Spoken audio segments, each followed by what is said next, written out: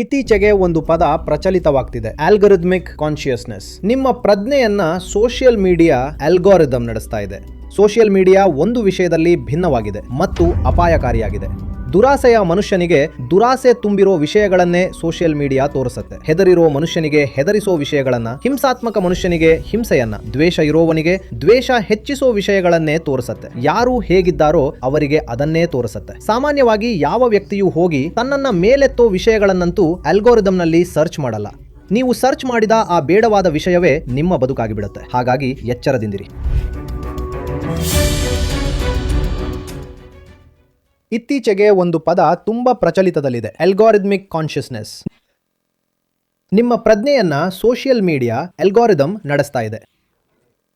ಯಾಕಂದ್ರೆ ಯುವಕರು ತಮ್ಮ ಬಹಳಷ್ಟು ಸಮಯವನ್ನ ಮೊಬೈಲ್ ಸ್ಕ್ರೀನ್ ಮುಂದೆನೆ ಕಳೀತಾ ಇದ್ದಾರೆ. ಟಿವಿ ನೋಡಲ್ಲ ಯುವಕರು, ತುಂಬಾ ಕಡಿಮೆ ನೋಡ್ತಾರೆ, ಮೊಬೈಲ್ ನೋಡ್ತಾರೆ. ಮತ್ತೆ ಟಿವಿಯಲ್ಲಿ ಆದ್ರೆ ಪ್ರೀ ಪ್ರೋಗ್ರಾಮ್ಡ್ ಕಾರ್ಯಕ್ರಮ ನಿಮ್ಮ ಮುಂದೆ ಬರುತ್ತೆ. 9:00 ಈ ಚಾನೆಲ್ನಲ್ಲಿ ಇದು ಬರುತ್ತೆ ಅಂದ್ರೆ ಅದೇ ಬರುತ್ತೆ. ಸೋಷಿಯಲ್ ಮೀಡಿಯಾ ಒಂದು ವಿಷಯದಲ್ಲಿ ಡಿಫರೆಂಟ್ ಮತ್ತೆ ಡೇಂಜರಸ್ ಕೂಡ.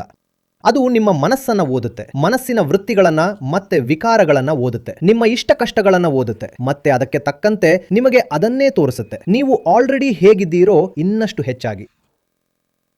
ಲಾಭದ ಹಸಿವಿರೋ ಮನುಷ್ಯನಿಗೆ ಲಾಭ ತುಂಬಿರೋ ವಿಷಯಗಳನ್ನೇ ಈ ಸೋಷಿಯಲ್ ಮೀಡಿಯಾ ತೋರಿಸುತ್ತೆ. ನಿಮ್ಮ ಫೀಡ್ ನಲ್ಲಿ ಅದೇ ಬರುತ್ತೆ. ಹೆದರಿರೋ ಮನುಷ್ಯನಿಗೆ ಭಯ ಹುಟ್ಟಿಸೋ ವಿಷಯಗಳನ್ನ, ಹಿಂಸಾತ್ಮಕ ಮನುಷ್ಯನಿಗೆ ಹಿಂಸೆಯನ್ನ, ದ್ವೇಷ ಇರೋವನಿಗೆ ದ್ವೇಷ ಹೆಚ್ಚಿಸೋ ವಿಷಯಗಳನ್ನೇ ತೋರಿಸುತ್ತೆ.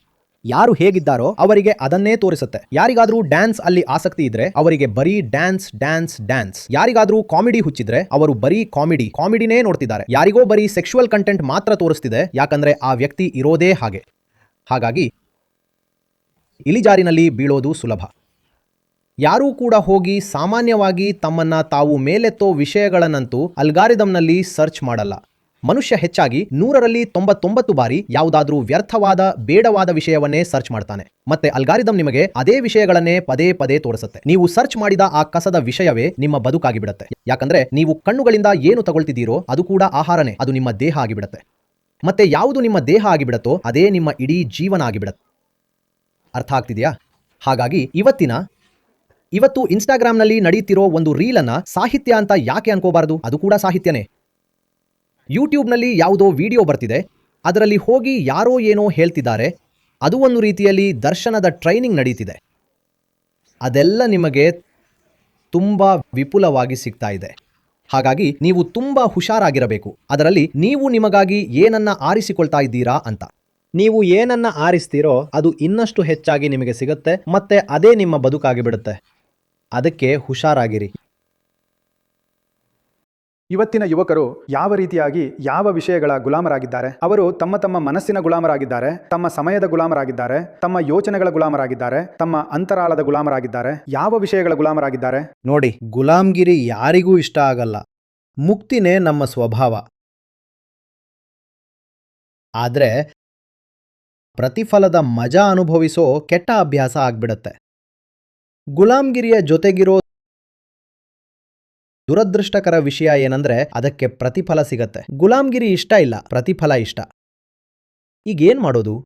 ಪ್ರತಿಫಲ ಕೊಡದೆ ಗುಲಾಮ್ಗಿರಿ ಮಾಡಿಸಿದ್ರೆ ಯಾವ ಮನುಷ್ಯನೂ ಮಾಡಲ್ಲ. ಯಾರಾದ್ರೂ ನಿಮ್ಮಿಂದ ಗುಲಾಮ್ಗಿರಿ ಮಾಡಿಸಿ ಪ್ರತಿಫಲನೂ ಕೊಡಲ್ಲ, ಸುಖ ಸೌಕರ್ಯನೂ ಕೊಡಲ್ಲ, ನಿಮ್ಮ ಸ್ವಾರ್ಥನೂ ಈಡೇರಲ್ಲ ಅಂದ್ರೆ ಯಾರಾದ್ರೂ ಗುಲಾಮ್ಗಿರಿ ಮಾಡ್ತಾರಾ? ಜನ ಬಂದು ಹೇಳ್ತಾರೆ, ನಾವಿಲ್ಲಿ ಸಿಕ್ಕಿ ಹಾಕಿಕೊಂಡಿದ್ದೀವಿ, ಹೊರಬರಕ್ಕಾಗ್ತಿಲ್ಲ, ಪರಿಸ್ಥಿತಿ ಕೆಟ್ಟದಾಗಿದೆ ಅಂತ. ನಾನ್ ಹೇಳ್ತೀನಿ, ಎಲ್ಲಿ ಸಿಕ್ಕಿ ಹಾಕಿಕೊಂಡಿದ್ದೀರಾ ಅಂತ ಹೇಳ್ಬೇಡಿ, ಅಲ್ಲಿ ಸಿಕ್ಕಿ ಹಾಕಿಕೊಳ್ಳೋಕೆ ನಿಮಗೆಷ್ಟು ಪ್ರತಿಫಲ ಸಿಕ್ತಿದೆ ಅಂತ ಹೇಳಿ. ಯಾವುದೇ ವ್ಯಕ್ತಿ ಗುಲಾಮಗಿರಿಯನ್ನ ಒಪ್ಪಿಕೊಳ್ಳೋದು ಕೇವಲ ಒಂದು ಕಾರಣಕ್ಕೆ. ಆ ಗುಲಾಮಗಿರಿಯ ಬದಲಿಗೆ, ಆ ಗುಲಾಮಗಿರಿಯ ಪ್ರತಿಯಾಗಿ ಅವನಿಗೆ ಏನಾದ್ರೂ ಸಿಗ್ತಾ ಇರುತ್ತೆ. ಮತ್ತೆ ಆ ವ್ಯಕ್ತಿಗೆ ಲೆಕ್ಕ ಹಾಕೋಕೆ ಆಗ್ತಿರಲ್ಲ, ಅವನಿಗೆ ಏನೇನು ಸಿಗ್ತಾ ಇದೆಯೋ ಅದು ತುಂಬಾ ಕಡಿಮೆ ಇದೆ. ಅವನು ಗುಲಾಮಗಿರಿಯನ್ನ ಸಹಿಸಿಕೊಂಡು ಅನುಭವಿಸ್ತಿರೋ ನಷ್ಟಕ್ಕೆ ಹೋಲಿಸಿದ್ರೆ ಇದೇ ಸಮಸ್ಯೆ ಈಗಿನ ಯುವಕರು. ಪ್ರಪಂಚ ಇಷ್ಟು ಸಮೃದ್ಧವಾಗಿ ಹಿಂದೆಂದೂ ಇರಲಿಲ್ಲ, ಅಷ್ಟು ಈಗಿದೆ. ಹಾಗಾಗಿ ಇವತ್ತು ಗುಲಾಮಗಿರಿಗೆ ಸಿಗೋ ಪ್ರತಿಫಲ ಹಿಂದೆಂದೂ ಸಿಗ್ತಾ ಇರಲಿಲ್ಲ. ಹಾಗಾಗಿ ಇವತ್ತು ಗುಲಾಮಗಿರಿಯನ್ನ ತಿರಸ್ಕರಿಸೋದು ಇನ್ನಷ್ಟು ಕಷ್ಟ ಆಗ್ತಾ ಇದೆ. ನೀವಂತೂ ಸ್ವತಃ ಬಿಟ್ಟು ಬಿಟ್ರಿ, ಮತ್ತೆ ಯುವಕರಿಗೆ ಹೇಳ್ತಿದ್ದೀರಾ ಅವರಿಗೆ ಪ್ರತಿಫಲ ಸಿಗ್ತಿದೆ, ಅದಕ್ಕೆ ಅವರು ಅದನ್ನ ಹಿಡಿದಿಟ್ಟುಕೊಂಡಿದ್ದಾರೆ ಅಂತ. ಅದಕ್ಕೆ ಅಲ್ವಾ ನಮಗೂ ಅವರಿಗೂ ಪ್ರೀತಿ ಇರೋದು.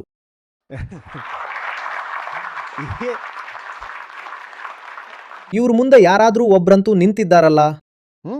ಯಾರು ಇವತ್ತು ಪ್ರತಿಫಲ ತಗೊಂಡು ಮಾರಾಟ ಆಗೋಕೆ ತಯಾರಿಲ್ವೋ ಇದೇ ಮಾತು ಅವರಿಗೆ ಇಷ್ಟ ಆಗತ್ತೆ. ಎರಡೇ ಜಾಗಗಳಿರೋದು. ಎಲ್ಲಿ ಸುಳ್ಳನ್ನ ಸಾಕೋಕೆ ಸಾಧ್ಯವೋ. ಒಂದು ಇದು. ಇವರು ಎದುರಿಗೆ ನಿಂತಿದ್ದಾರೆ. ಇವರು ಕಪ್ಪು ಬಣ್ಣದ ಜಾಕೆಟ್ ಹಾಕೊಂಡಿದ್ದಾರೆ. ಮತ್ತೆ ನಾನು ಕಪ್ಪು ಅಲ್ಲ ಸಾರ್, ಹಳದಿ ಅಂತ ಹೇಳ್ತೀನಿ. ಇದೊಂದು ಹೊರಗಿನ ಜಾಗ ಆಯ್ತು. ನನ್ನ ಹೊರಗೆ ಎಲ್ಲಿ ಸುಳ್ಳಿಗೆ ಅಸ್ತಿತ್ವ ಇರಬಹುದು ಅಂತ ನಾನ್ ಹೇಳಬಲ್ಲೆನೋ?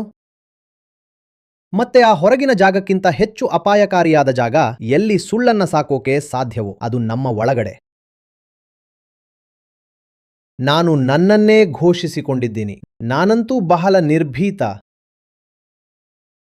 ಬಹಳ ಕರುಣಾಮಯಿ, ಬಹಳ ಪ್ರೇಮಮಯಿ, ಬಹಳ ನಿಸ್ವಾರ್ಥಿ ಅಂತ. ಮತ್ತೆ ನಾನೊಬ್ಬ ನಂಬರ್ 1 ಸ್ವಾರ್ಥಿ, ಕ್ಷುದ್ರ, ಕಾಮಿ ಮನುಷ್ಯ. ಈ ಎರಡು ಜಾಗಗಳಲ್ಲಿ ಆ ಹೊರಗಿನ ಸುಳ್ಳನ್ನ ತೆಗೆಯೋ ಕೆಲಸ ವಿಜ್ಞಾನ ಮಾಡತ್ತೆ. ಆದ್ರೆ ವಿಜ್ಞಾನದ ಹತ್ರನೂ ನೀವು ಹೋಗ್ಬೇಕಾಗತ್ತೆ. ಇಲ್ಲಾಂದ್ರೆ ನೀವು ಬಹಳ ಮಜವಾಗಿ ನಿಮ್ಮ ಕಲ್ಪನೆಗಳನ್ನ, ನಿಮ್ಮ ನಂಬಿಕೆಗಳನ್ನ ಸಾಕಿಕೊಂಡು ಕೂರಬಹುದು. ನೀವಂತೂ ಖಂಡಿತ ಹೇರಬಹುದು, ಸಾರ್ ಆಕಾಶದ ಬಣ್ಣ ನೀಲಿ ಯಾಕಿದೆ ಅಂದ್ರೆ ಯಾರೋ ಒಬ್ರು ದೇವತೆ ಇದ್ದಾಳೆ, ಅವಳು ತನ್ನ ದೊಡ್ಡದಾದ ಉದ್ದ ಅಗಲವಾದ ಸೆರಗನ್ನ ಹರಡಿಟ್ಟಿದ್ದಾಳೆ, ಮತ್ತೆ ಆ ಸೆರಗು ನೀಲಿಯಾಗಿದೆ ಅಂತ. ನೀವು ಖಂಡಿತ ಹೀಗ್ ಮಾಡಬಹುದು. ಆದ್ರೆ ವಿಜ್ಞಾನಕ್ಕೆ 100 ವರ್ಷಗಳಿಂದ ಗೊತ್ತಿದೆ ಆಕಾಶ ಯಾಕೆ ನೀಲಿಯಾಗಿದೆ ಅಂತ. ನೀವು ಹೋಗಿ ವಿಜ್ಞಾನದ ಪುಸ್ತಕ ಓದಿದ್ರೆ ನಿಮ್ಗೆ ಗೊತ್ತಾಗತ್ತೆ. ಆದ್ರೆ ನೀವು ನಿರ್ಧಾರ ಮಾಡಬಹುದು, ನಾನು ಬೇಕಂತಲೇ ವಿಜ್ಞಾನದ ಪುಸ್ತಕ ಓದೋದೇ ಇಲ್ಲ ಅಂತ. ಯಾಕಂದ್ರೆ ನನ್ನ ಹೊರಗಿನ ಭ್ರಮೆಯನ್ನ ನಾನು ಹಾಗೇ ಉಳಿಸ್ಕೊಳ್ಳೋಕೆ ಇಷ್ಟಪಡ್ತೀನಿ. ಮತ್ತೆ ನಿಮ್ಮ ಒಳಗಡೆ ಏನ್ ನಡೀತಿದೆ ಇದನ್ನಂತೂ ವಿಜ್ಞಾನನೂ ಹೇಳೋಕಾಗಲ್ಲ. ಇದನ್ನ ತನಗೆ ತಾನೇ ಒಪ್ಪಿಕೊಳ್ಳಬೇಕಾಗತ್ತೆ. ಇದು ಇನ್ನಷ್ಟು ಕಷ್ಟ ಆಗತ್ತೆ. ಸತ್ಯನಿಷ್ಠ ಆಧ್ಯಾತ್ಮದ ಅರ್ಥ ಏನಂದ್ರೆ, ಹೊರಗೂ ಸುಳ್ಳನ್ನ ಒಪ್ಪಿಕೊಳ್ಳಲ್ಲ, ಒಳಗೂ ಸುಳ್ಳನ್ನ ಒಪ್ಪಿಕೊಳ್ಳಲ್ಲ. ಹೊರಗೆ ವಾಸ್ತವಗಳಿವೆ, ಅದನ್ನ ತಿಳಿದುಕೊಳ್ಳೋಕೆ ವಿಜ್ಞಾನ ಮತ್ತು ಎಲ್ಲಾ ಸಂಶೋಧನಾ ಕ್ಷೇತ್ರಗಳ ಹತ್ರ ಹೋಗ್ತೀನಿ. ಏನನ್ನೂ ಸುಮ್ಮನೆ ಹಾಗೇ ಒಪ್ಪಿಕೊಳ್ಳಲ್ಲ. ಯಾರಾದ್ರೂ ಬಂದು ಚೀನಾದ ಜನಸಂಖ್ಯೆ ಎಷ್ಟಿದೆ ಅಂತ ಹೇಳಿದ್ರೆ, ಯಾರೋ ಬಂದು 160 ಕೋಟಿ ಅಂದ್ರೆ ನಾವು ಹೌದು ಸರಿ ಅಂತೀವಿ. ಅರೆ ಭಾಯ್, ನಿಮ್ಮತ್ರ ಸಾಧನಗಳು ಲಭ್ಯವಿದೆ, ಹೋಗಿ ಪರೀಕ್ಷಿಸಿ ನೋಡಿ. ಇದು ವೈಜ್ಞಾನಿಕ ದೃಷ್ಟಿಕೋನ. ಇದನ್ನೇ ನೀವೀಗ ಉಲ್ಲೇಖ ಮಾಡಿದ್ದು. ಆದ್ರೆ ನಾವು ಹೇಳ್ತಿರೋ ಇನ್ನಷ್ಟು ಕಷ್ಟದ ಕೆಲಸ ಏನಂದ್ರೆ, ಅದು ಒಳಗಡೆ ಇರೋದು. ನಾನು ನಿಮ್ಮ ಜೊತೆ ಮಾತಾಡೋಕೆ ಬಂದಿರೋದು ಯಾಕಂದ್ರೆ ನಾವಿಬ್ಬರೂ ಪರಸ್ಪರ ಚರ್ಚೆ ಮಾಡಿ ಒಬ್ಬರಿಗೊಬ್ಬರ ಮನಸ್ಸನ್ನ ಶುದ್ಧ ಮಾಡಿಕೊಳ್ಳೋಣ ಅಂತ ನಾನು ಹೇಳ್ತಿದ್ದೀನಿ. ಆದ್ರೆ ಒಳಗಡೆ ನಾನು ಏನನ್ನ ಸಾಕಿಕೊಂಡಿದ್ದೀನಿ ಅಂದ್ರೆ, ನಾನಿಲ್ಲಿ ಬಂದ್ರೆ ಒಂದಿಷ್ಟು ಹೆಸರು ಗಳಿಸ್ತೀನಿ, ಸ್ವಲ್ಪ ದುಡ್ಡು ಮಾಡ್ತೀನಿ, ಇನ್ನೇನಾದ್ರೂ ಮಾಡ್ತೀನಿ, ರಾಜಕೀಯಕ್ಕೆ ಸೇರಿಕೊಳ್ತೀನಿ, ಇಲ್ಲಿ ಚುನಾವಣೆ ಯಾಕೆ ನಿಲ್ಲಬಾರದು ಅಂತ. ಸರಿನಾ? ಮತ್ತೆ ಆ ಕಪಟವನ್ನ ನಾನು ಸಾಕಿಕೊಂಡು ಕೂತಿದ್ದೀನಿ. ಮತ್ತೆ ಕೆಟ್ಟ ವಿಷಯ ಏನಂದ್ರೆ, ನಾನು ಅದನ್ನ ಸಾಕಿಕೊಂಡಿದ್ದೀನಿ ಅನ್ನೋದಲ್ಲ. ಕೆಟ್ಟ ವಿಷಯ ಏನಂದ್ರೆ, ನಾನೊಬ್ಬ ತುಂಬಾ ಒಳ್ಳೆ ಮನುಷ್ಯ ಅಂತ ನನಗೇ ನಾನು ಬಿಂಬಿಸಿಕೊಂಡಿದ್ದೀನಿ. ಆ ಎಲ್ಲಾ ಉದ್ದೇಶಗಳನ್ನ ಒಳಗಡೆ ಇಟ್ಟುಕೊಂಡಿದ್ರೂ ನಾನು ಒಬ್ಬ ಸಾಧು ಅಂತ ನನ್ನನ್ನ ನಾನೇ ನಂಬಿಸಿಕೊಂಡಿದ್ದೀನಿ. ಇಲ್ಲಿ ಯಾವ ವಿಜ್ಞಾನನೂ ನಿಮಗೆ ಸಹಾಯ ಮಾಡಕ್ಕಾಗಲ್ಲ. ಇಲ್ಲಿ ಆತ್ಮಾವಲೋಕನನೇ ಮಾಡಬೇಕಾಗತ್ತೆ.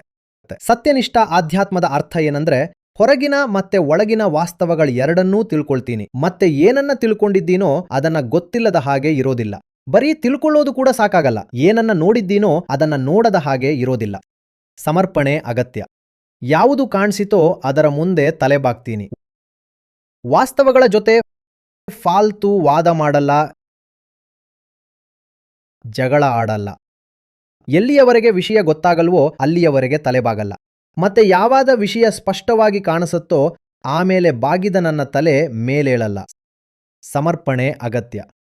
ಆಚಾರ್ಜಿ, ನೀವು ಬಹಳಷ್ಟು ಗೀತಾ ಮತ್ತು ಉಪನಿಷತ್ತುಗಳ ಮೇಲೆ ನಿರಂತರವಾಗಿ ಪಠ್ಯಕ್ರಮಗಳನ್ನು ನಡೆಸ್ತಾ ಇದ್ದೀರಾ. ಮತ್ತು ಯುವಕರ ಮಧ್ಯೆ ಇವು ಜನಪ್ರಿಯ ಆಗಬೇಕು, ಅವರು ಇವುಗಳನ್ನು ತಿಳ್ಕೊಳ್ಬೇಕು ಅನ್ನೋದು ನಿಮ್ಮ ನಿರಂತರ ಪ್ರಯತ್ನ ಆಗಿದೆ. ನನ್ನ ಪ್ರಶ್ನೆ ಏನಂದರೆ, ನಾನು ಸಂಕ್ಷಿಪ್ತವಾಗಿ ಕೇಳೋದಾದರೆ, ಇವತ್ತಿನ ಯುವಕರು ಆ ಪಠ್ಯಕ್ರಮಗಳ ಮೂಲತತ್ವವನ್ನು ಹೇಗೆ ತಿಳ್ಕೊಳ್ಬೇಕು ಅಥವಾ ಅದರ ಕಡೆ ಹೇಗೆ ಆಕರ್ಷಿತರಾಗಬೇಕು ಅಂತ ನೀವು ಹೇಳ್ತೀರಾ? ಇಲ್ಲ ನೋಡಿ, ಆಕರ್ಷಣೆ ಅಗತ್ಯವಿಲ್ಲ, ವಿಕರ್ಷಣೆ ಅಗತ್ಯವಿದೆ. ಎಲ್ಲಿಯವರೆಗೆ ನಾನು ಹೇಗಿದ್ದೀನೋ ಹಾಗೇ ಸರಿ ಇದ್ದೀನಿ ಅಂತ ನಾನು ಅನ್ಕೊಂಡು ಕೂತಿರ್ತೀನೋ ಅಲ್ಲಿಯವರೆಗೆ ಬರೀ ನನ್ನದೇ ನೆರಳು, ನನ್ನದೇ ಪ್ರತಿಬಿಂಬ ಮಾತ್ರ ನನ್ನನ್ನ ಆಕರ್ಷಿಸತ್ತೆ. ಯಾಕಂದ್ರೆ ನಾನು ಸರಿ ಇದ್ದೀನಿ, ನಾನೇ ಸುಂದರವಾಗಿದ್ದೀನಿ, ನಾನೇ ಅತ್ಯುತ್ತಮವಾಗಿದ್ದೀನಿ. ಹಾಗಾಗಿ ನನ್ನ ಇಚ್ಛೆ ಏನಿದೆಯೋ, ವಿಚಾರ ಏನಿದೆಯೋ, ಕಾಮನೆ ಏನಿದೆಯೋ ಅದೇ ಸರಿ. ವಿಕರ್ಷಣೆ ಆಗಬೇಕು. ತನ್ನ ಕೆಟ್ಟ ಪರಿಸ್ಥಿತಿ ತನಗೆ ಸ್ಪಷ್ಟವಾಗಿ ಕಾಣಿಸಬೇಕು. ನಾನಂತೂ ಎಲ್ಲಿಯವರೆಗೆ ಹೇಳ್ತೀನಿ ಅಂದ್ರೆ, ನಿಜವಾದ ಆಧ್ಯಾತ್ಮದ ಶುರುವಾಗಿದೆ ಅಂತ ನೀವು ಯಾವಾಗ ಅನ್ಕೋಬೇಕು ಅಂದ್ರೆ, ಯಾವಾಗ ನಿಮ್ಮ ಬಗ್ಗೆ ನಿಮಗೆ ಅಸಹ್ಯ ಹುಟ್ಟೋಕೆ ಶುರುವಾಗುತ್ತೋ ಆಗ. ವಿಕರ್ಷಣೆ ಅಗತ್ಯವಿದೆ. ವಿಕರ್ಷಣೆ ಆಗಲ್ಲ. ಅದಕ್ಕೆ ಭಗವದ್ಗೀತೆಯಾಗಿರ್ಲಿ, ಉಪನಿಷತ್ತುಗಳಾಗಿರ್ಲಿ, ಪ್ರಪಂಚದಾದ್ಯಂತ ಇರುವ ಎಲ್ಲಾ ಬೋಧನಾ ಗ್ರಂಥಗಳಾಗಿರ್ಲಿ, ಅವು ವಿಫಲವಾಗಿ ಬಿಡುತ್ತವೆ. ಯಾಕೆ ವಿಫಲವಾಗುತ್ತವೆ? ನಾನಿಲ್ಲಿ ಕೂತಿದ್ದೀನಿ, ಆತ್ಮವಿಶ್ವಾಸದಿಂದ ತುಂಬಿದ್ದೀನಿ, ಆತ್ಮಸಂತುಷ್ಟನಾಗಿದ್ದೀನಿ. ನಾನು ಹೇಳ್ತಿದ್ದೀನಿ, ನಾನು ಬದುಕಿನಲ್ಲಿ ಬಹಳ ಒಳ್ಳೆ ಮನುಷ್ಯ, ಯಶಸ್ವಿ ಮನುಷ್ಯ, ಎಲ್ಲವನ್ನೂ ಸಾಧಿಸಿದ್ದೀನಿ, ಸಮಾಜದಲ್ಲಿ ಮರ್ಯಾದೆ ಇದೆ, ನನ್ನ ಹತ್ರ ಬ್ಯಾಂಕಲ್ಲಿ ದುಡ್ಡಿದೆ, ನನ್ನ ಹತ್ರ ಎಲ್ಲವೂ ಇದೆ, ನಾನೊಬ್ಬ ತುಂಬಾ ಒಳ್ಳೆ ಮನುಷ್ಯ, ನಂದೆಲ್ಲವೂ ಚೆನ್ನಾಗಿ ನಡೀತಿದೆ, ದಾನ ಪುಣ್ಯ ಮಾಡ್ತೀನಿ. ಹಾಗಾಗಿ ಮುಂದಿನ ಜನ್ಮವನ್ನು ನಾನು ಈಗಲೇ ರಿಸರ್ವ್ ಮಾಡಿಟ್ಟುಕೊಂಡಿದ್ದೀನಿ. ಸ್ವರ್ಗದಲ್ಲಿ ನನ್ನ ಸೀಟ್ ಕೂಡ ಪಕ್ಕಾ ಆಗಿದೆ. ನಾನೊಬ್ಬ ತುಂಬಾ ಒಳ್ಳೆ ಮನುಷ್ಯ. ಈ ಮನುಷ್ಯನ ಹತ್ರ ಹೋಗಿ ನೀವು ಬನ್ನಿ ದರ್ಶನ ಓದೋಣ, ಉಪನಿಷತ್ತು ತೆಗೆಯೋಣ ಅಂದ್ರೆ ಓದೋಣ. ಉಪನಿಷತ್ತು ತೆಗೆಯೋಣ ಅಂದ್ರೆ ಇವನು ಯಾಕೆ ಬರ್ತಾನೆ? ನನಗೆ ಹೇಳಿ, ಇವನು ಯಾಕೆ ಬರ್ತಾನೆ? ಇವನು ಬರಲ್ಲ. ಬಂದ್ರೂ ಕೂಡ ಸುಮ್ಮನೆ ಕಾಟಾಚಾರಕ್ಕೆ ಬರ್ತಾನೆ. ಹೌದು, ಇದೇನಾ ಉಪನಿಷತ್ತು, ತೋರಿಸಿ ಅಂತಾನೆ. 1-2-4 ಪುಟಗಳನ್ನ ತಿರುಗಿಸ್ತಾನೆ, ಆಕಳಿಸ್ತಾನೆ, ಓಡಿ ಹೋಗ್ತಾನೆ. ಮತ್ತೆ ಹೆಚ್ಚಿನ ಜನರಿಗೆ ಇದೇ ಆಗ್ತಿರೋದು. ಅದಕ್ಕೆ ನೀವು ಸಾಮಾನ್ಯ ಜನರ ಹತ್ರ ಹೋಗಿ ದರ್ಶನದ ಬಗ್ಗೆ ಮಾತಾಡಿದ್ರೆ ಯಾರಿಗೇನು ಗೊತ್ತಿದೆ? ಹೆಸರು ಕೂಡ ಗೊತ್ತಿಲ್ಲ. ಭಾರತೀಯ ದಾರ್ಶನಿಕರ ಹೆಸರು ಗೊತ್ತಿರಲ್ಲ, ಗ್ರಂಥಗಳ ಹೆಸರು ಗೊತ್ತಿರಲ್ಲ, ಪಾಶ್ಚಿಮಾತ್ಯ ದಾರ್ಶನಿಕರ ಹೆಸರು ಗೊತ್ತಿರಲ್ಲ. ಚೀನಾ, ಜಪಾನ್, ಅರಬ್, ನೀವು ಯಾವುದೇ ದಿಕ್ಕಿಗೆ ಹೋದ್ರೂ ಜನರಿಗೆ ಗೊತ್ತಿರಲ್ಲ.